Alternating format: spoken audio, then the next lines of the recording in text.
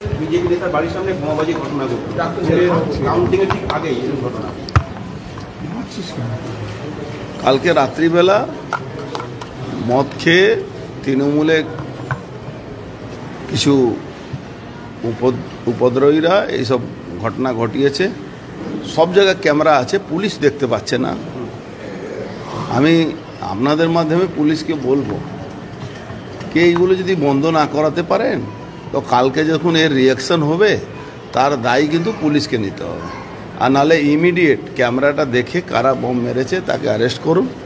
আর যদি না অ্যারেস্ট করুন তাহলে খোলা ময়দানে লড়াই হবে। কোনো উপায় নেই, আমাদের কাছেও কোনো উপায় নেই, ব্যাগ ফুটে যাওয়ার আমাদের কাছে কোনো জায়গাও নেই।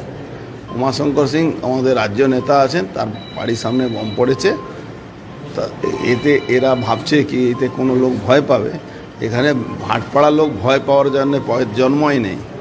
তার জবাব পেয়ে যাবে। জবাবটা কিভাবে দিতে হবে সেটাও আমরা জানি। পুলিশ যদি এটা নিয়ে না এগিয়ে যায় বা না অ্যারেস্ট করে। আপনার বাড়ির সামনেই তো, বেশি দূর নয়। না, আমার বাড়ির সামনে নেই কিন্তু আছে।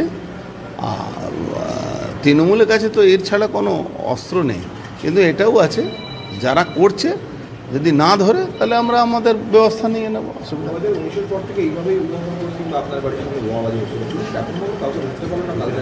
না, ধরতে পারবেও না, পুলিশ ধরতে পারবে না, আমরা ধরে নেব, অসুবিধা নেই। পুলিশ যদি না ধরে আমরা ধরে দেব। অদ্ভুত প্রশ্ন আপনি করছেন, পুলিশ নিষ্ক্রিয় কেন? মমতা ব্যানার্জি পুলিশকে নিষ্ক্রিয় রেখে বাংলায় ক্ষমতায় আছে, আর কি আছে? এ তো কোনো নতুন ব্যাপার আর জিজ্ঞেস করলেন নাকি? এটা তো মমতা ব্যানার্জি ক্ষমতায় থাকার জন্য পুলিশকে নিষ্ক্রিয় রাখেন। कारण क्या है? उमा सिंह बड़ा नेता है। जब नेता के ही घर के आगे बम फेंक देंगे तो साधारण लोगों को कौन पूछता है? नेता के आगे उसके आगे बम फेंक दिया गया तो फिर साधारण लोगों का क्या? लोग तो यही कहेंगे कि उमा सिंह के घर के आगे बम फेंका गया। बगल में तो थाना है।